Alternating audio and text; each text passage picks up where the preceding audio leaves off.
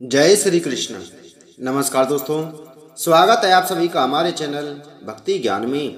दोस्तों, आज मैं आपको वट सावित्री व्रत की कथा सुना रहा हूँ। भद्र देश में अश्वपति नाम का एक राजा रहता था, जिसके कोई संतान नहीं थी। उसने बड़े बड़े पंडितों को बुलाया और कहा, मेरी संतान नहीं है, इसलिए तुम ऐसा उपाय करो जिससे मेरे संतान हो जाए। पंडित बोले, राजन, आपके भाग्य में एक लड़की लिखी है।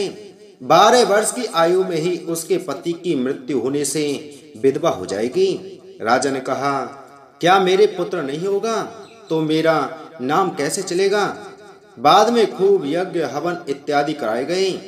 जब पंडितों ने कहा, उस लड़की से पार्वती की और बड़ शायद अमावस की पूजा कराना। यज्ञ होम कराने से उसकी स्त्री गर्भवती हो गई और एक कन्या हो गई, तो उसका नाम सावित्री रखा गया। तब पंडितों ने कहा, उसकी जन्म पत्रिका देखकर कि जिस दिन कन्या 12 वर्ष की होगी उस दिन इसका विधवा होने का योग है, इसीलिए इससे पार्वती जी और बड़ शायद अमावस की पूजा कराना। जब सावित्री बड़ी हुई तो उसका विवाह सत्यवान के साथ कर दिया।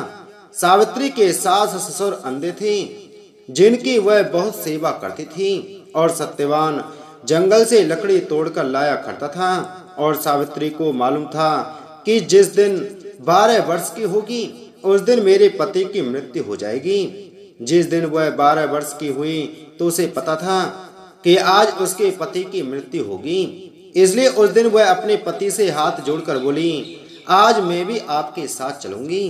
तब सत्यवान बोला, तू मेरे साथ चलेगी तो मेरे अंधे माँ बाप की कौन सेवा करेगा? अगर वह कहेंगे तो तेरे को ले चलूंगा। फिर वह अपने सास ससुर के पास गई और जाकर बोली, तुम कहो तो आज मैं जंगल देखने चली जाऊं। जब वह बोले, बहुत अच्छी बात है, चली जा। जंगल में जाकर सावित्री तो लकड़ी तोड़ने लगी और सत्यवान पेड़ की छाया में सो गया। उस पेड़ में एक सांप रहता था, जिसने उसको डस लिया। वह अपने पति को गोद में लेकर रोने लगी तो महादेव और पार्वती जी वहां से जा रहे थे। उसने उनके पैर पकड़ लिए और बोली, मेरे पति को जिंदा कर दो। जब वह बोले कि आज बड़ शायद अमावस है, जिसकी तू पूजा करेगी तो तेरा पति जिंदा हो जाएगा। फिर वह खूब प्रेम से बड़ की पूजा करने लगी। बड़ के पत्तों का गहना बनाकर पहना, जो हीरे मोती हो गए। इतने में धर्मराज का दूत आया और उसके पति को ले जाने लगा, तो उसने उसके पैर पकड़ लिए। तब धर्मराज बोला कि तू वरदान मांग। तो उसने कहा कि मेरे माँ बाप के पुत्र नहीं हैं। जब धर्मराज बोला कि सत्य वचन हो जाएगा, फिर वह बोली कि मेरे सत्यवान से 100 पुत्र हो जाएं।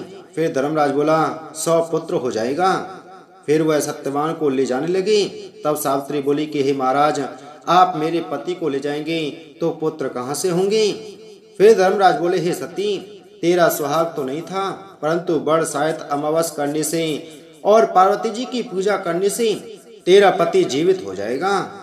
और सारे शहर में ढिंढोरा पिटवा दिया कि कहते सुनते जेठ की अमावस आएगी, जब बड़ की पूजा करना और बड़ के पत्ते का गहना पहनना और पहनाना, बायना निकालना।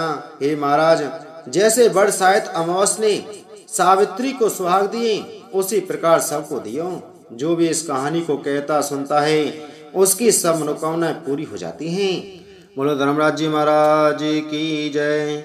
बोलो पार्वती माता की जय।